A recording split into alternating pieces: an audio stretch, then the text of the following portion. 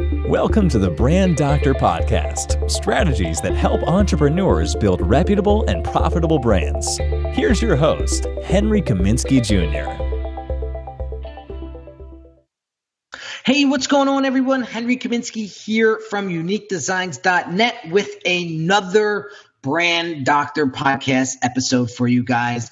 And once again, I brought a buddy on the show because I know you guys love listening to me rant and carry on, but it's always good to bring somebody else in to kind of give a different perspective on things and kind of share another brand story other than mine and other than my perspective. So I want to introduce you guys to one of my buddies, Joe Nugent. Joe, what's up, bud? Hey, how you doing, man? I'm doing great. And Joe has a very, very cool brand, and it cracks me up every time I say it. So I'm going to have a couple of questions for him, which you guys are going to love. But Joe and I have been connected on Facebook now for quite some time, and he's always commenting on either my live stream and he's always dropping valuable insight. So, when I asked him, when he joined the Brand Doctors Hangout Facebook group, I asked the community if they'd want to be part of the podcast show, and he volunteered, and so here he is. So, Joe, without further ado, give us some background. So, what's the name of your business, and how did it get started from the beginning? Well, first, thanks again for having me. I'm a huge fan of yours and appreciate everything. So, the name of my company is Inspector Gadget Homes, and it is a home inspection and home watch company located in Naples, Florida, sunny Naples, Florida. Of course, we just got done through this massive hurricane, so everything's back up and running now. But it all started really about 4.5 years ago after I lost my job. And I said, okay, I never want to be in a situation like this. I have 2 little kids. I was married at the time. I'm like, I never want to be in a situation like this again where I don't have something else. And so I said, okay, I've always had an entrepreneurial spirit about me, and the wheels started turning. Okay, what am I passionate about? What do I enjoy doing? And so that's how things kind of progressed in terms of the mindset of how do I start this and where do I begin? That's awesome. So as a branding guy, I have to ask you, where the hell did you come up with this name? So it's honestly, it's one of the biggest questions I get, and I cannot tell you how much business I've gotten just because of the name, right? So when you think of a home inspector, they use a lot of tools, a lot of gadgets and so forth. A home inspector is someone that's going to go into your home before you close on that house and make sure everything's are good and check your systems and components, et cetera.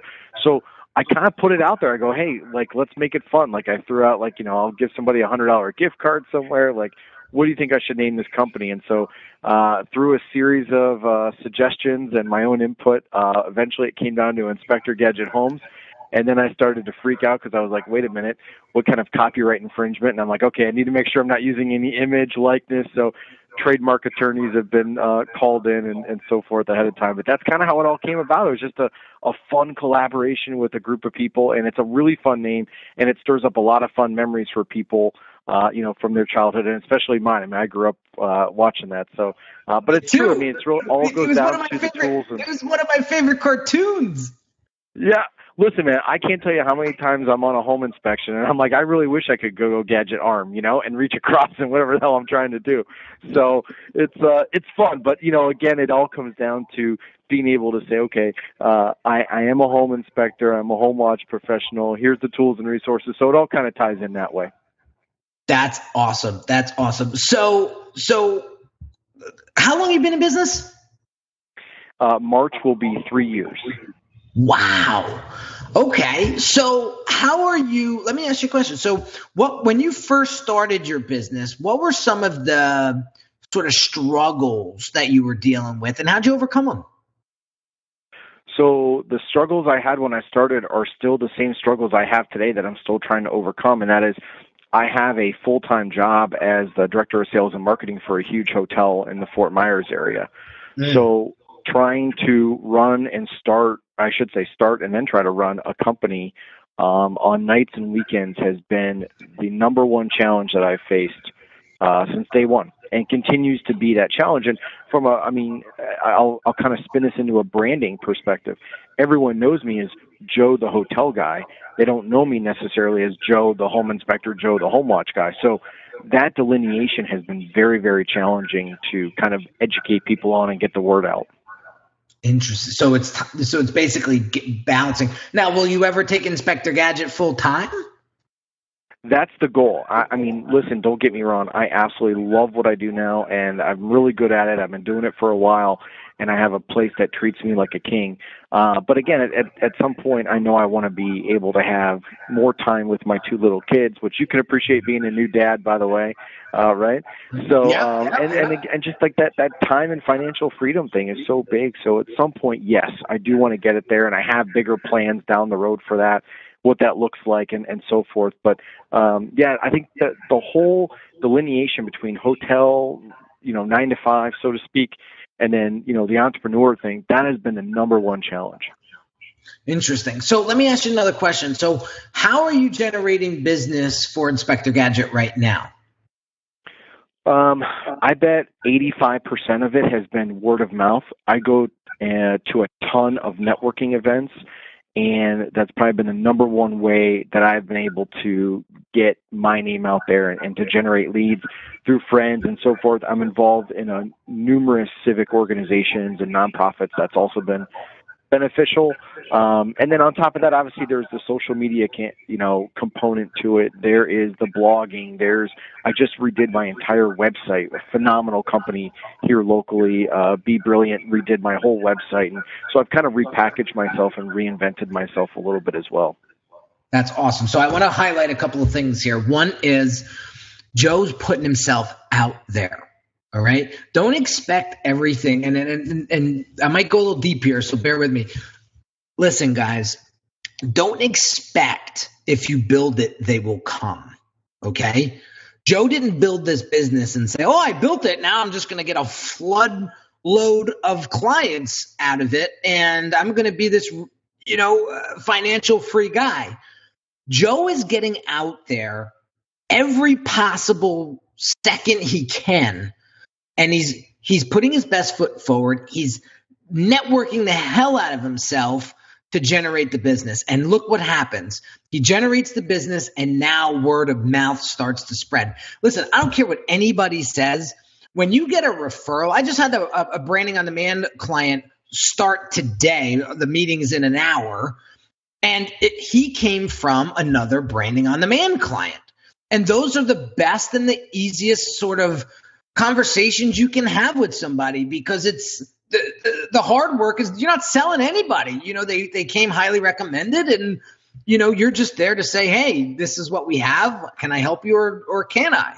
And so I want to just stress this, that when you're building your brand, you got to put yourself out there. You got to connect with people. Listen, I know it's social media. There's a social media craze out there, but connecting with people has never been easier. So you got to make sure you leverage it. Am I right or wrong?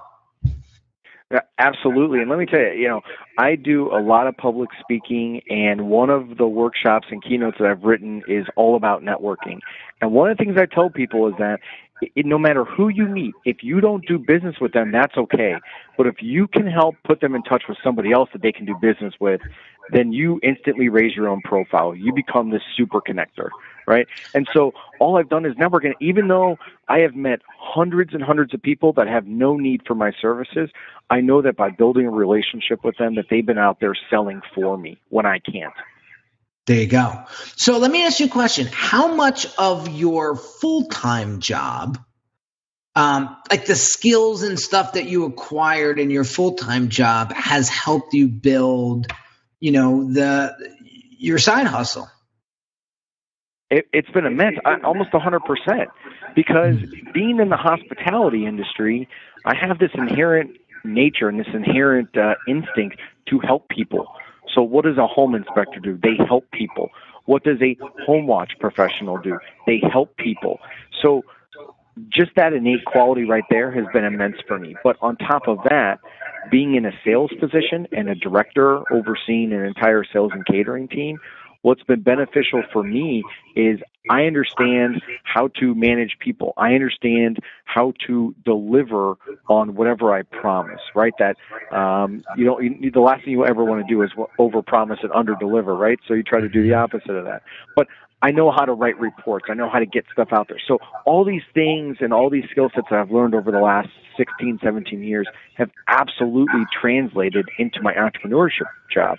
And by the way, if it wasn't for my hotel job, I never would have networked and met the people I did to give me the confidence to launch my company. Let's talk about that, Joe. Let's talk about that. How much of this is about confidence? 90%, 95%, 110%. I mean, honestly, it's huge because keep in mind, it was a year after I started at the hotel that I actually was able to launch my company. That was 1 year of making contacts, networking with people, talking with people, getting my name out there, building my own personal brand within the community, and then saying, okay, now I can do this because I have a little bit of a base that I can kind of feed off of. And it was, but honestly, the confidence thing, and I think, honestly, Henry, the confidence thing for me, it's up and down. Because there's days I'm like, I am crushing it, I'm killing it, this is exactly what I'm supposed to be doing. And then there's days I'm like, what am I doing? Like, why am I doing this? Like, this is stupid. So I think the confidence thing goes up and down. I mean, I think you can appreciate that probably in your role and all your experiences that you've had as well. 100%. And I'm glad I'm not alone when I hear people say that, because, even me, guys, and you guys see me on social media and you guys are like, this guy's always happy. He's always fired up. Like he's always polished and ready to present. And listen, guys, I am a human being just like you, and I have off days. I have days where I wake up and I go, I don't want to do a podcast. I don't want to do a live. I don't want to I just want to sleep. Right. But then there's this just unbelievable love for people that comes from within. And, I'm going to have Joe dive deeper into this in a second, but listen, it is a people to people business, especially if you're trying to build a brand and trying to build yourself as an entrepreneur. And I want to ask this question because you said you spent a full year building that relationship with potential customers or with people, your neighborhood, if you will. What do you think are some key, not superpowers, but key traits to have if you're trying to build a personal brand and really start to build your business? What do you got to have? Well, I think that's a great question. And first of all, by the way, when you talk about social media and how everyone thinks you're happy and everything, just once I want to see a meltdown of your son. Okay, let's we all know that happens. I think we need to see a meltdown of the boy. Don't just put him in pumpkin outfits and be like it's all roses, right? I love it, Joe. I'm kidding. But so the one trait, I think it goes. You actually touched on this morning in your live session on Facebook, and it was, how much value do you add? Do you give it all away for free? Do you give, someone mentioned like 50%, like what does that even look like? So I just think the value, like that term, let's stick on that for 1 second.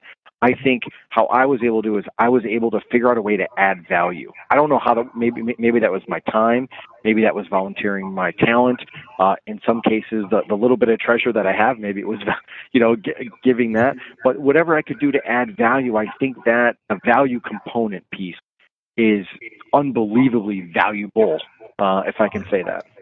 Yeah, and we're not just talking about this fluff, high-level, half-assed sort of feedback or content that we put. I mean, Joe's talking about like real value. Somebody comes to Joe and Joe's like, and says to Joe, listen, I got this problem, and Joe actually delivers a solution, in full. That's what Joe's talking about when he says provide value. There's a lot of incomplete information being put out there, and I get it. It's lead generation. I get it. It's curiosity. I get it. But at the end of the day, it all comes down to you, right? What do you want to build? Do you want to build a mass following, or do you want to keep it lean and mean, super profitable, and just gate?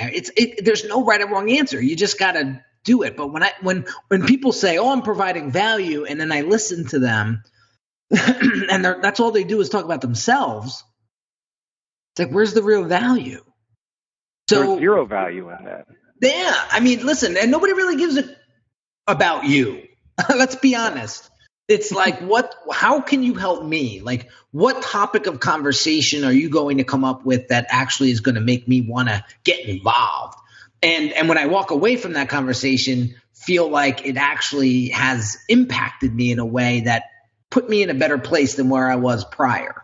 And that, Joe, I think you've gotten really good at. Hence why your business is growing to the point where now you're struggling with trying to how to figure out, how to balance time. So it's like, let's get into that for a second, because I know, a lot of our audience struggles with that too. Listen, time is our most valuable asset. It's the one thing we never, ever get back. And so what have you been doing to sort of kind of balance and manage it?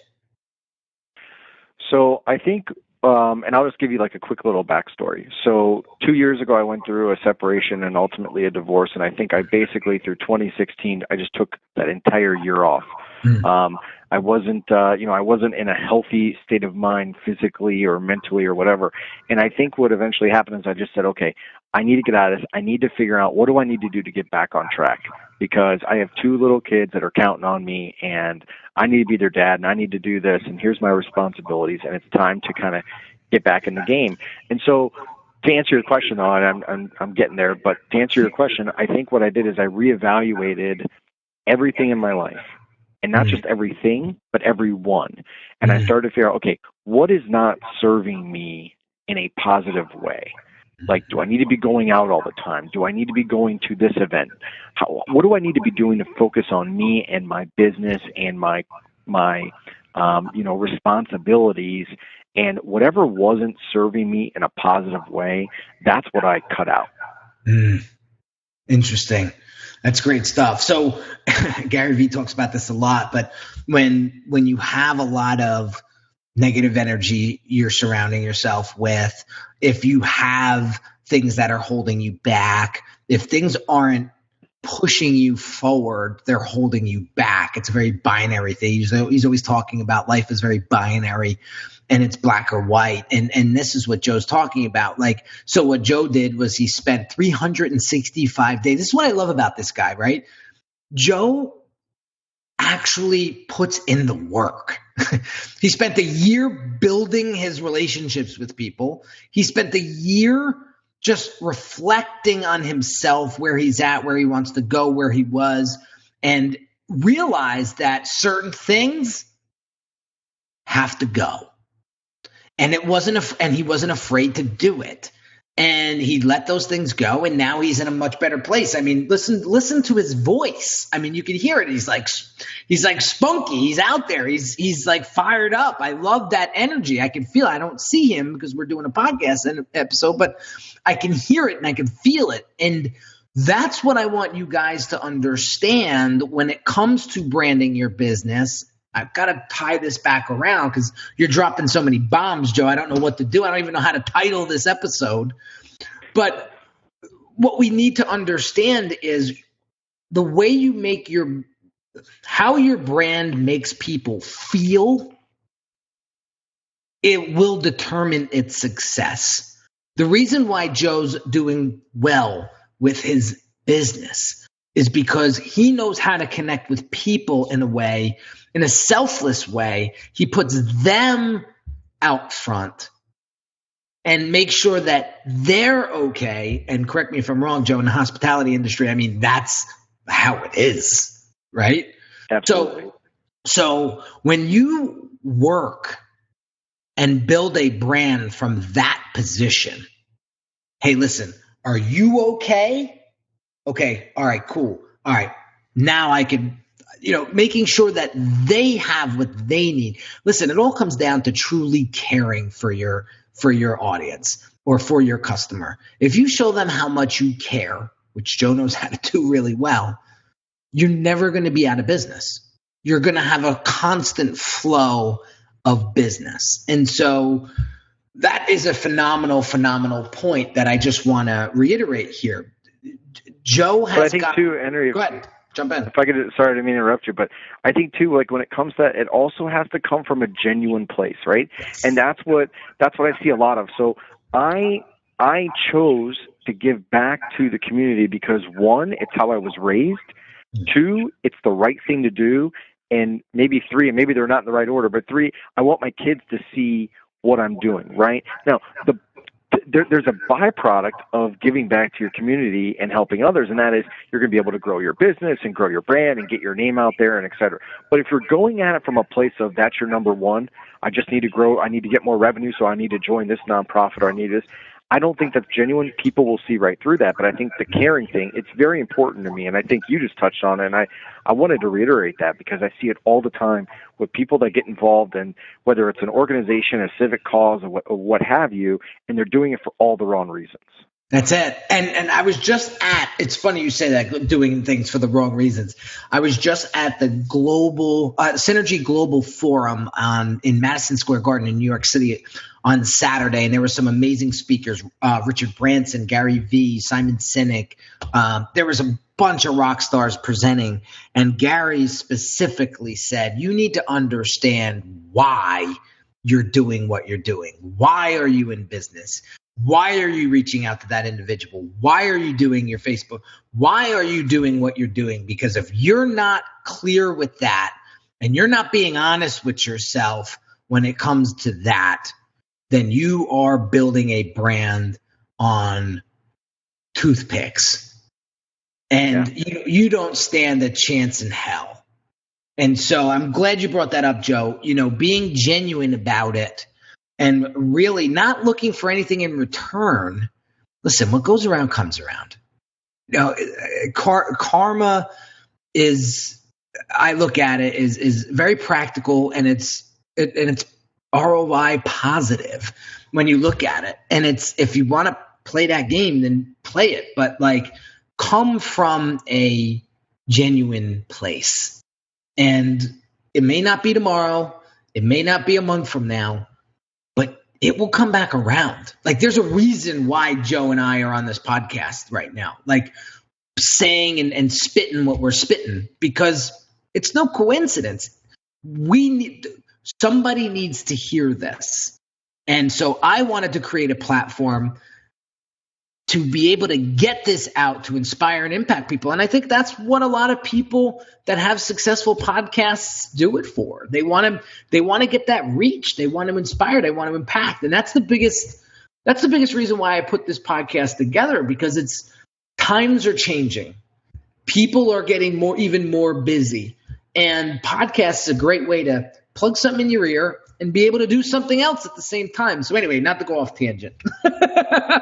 No, but that's good. That's so true, though, because but that's why I started following you. I listened to your podcast. I saw you online one time, and I was like, boom, this guy's the real deal. I love the value he's delivering. He gives it. He genuinely cares about people. And that's what's really scary right now about today's day and age with social media and all the technology. There's so many fake people out there. I mean, how many Instagram accounts are people following that they just post all these motivational quotes all day, but they add no value to it, right? I mean, we've both seen 100 of those, if not thousands of those. I mean, and I think that's a really, really important part, is that what you're doing is so powerful, so impactful, it's so real, and it's so good. Everyone needs to be following you, and that's exactly why I'm on this right now, because I believe in what you're doing, man. I love it.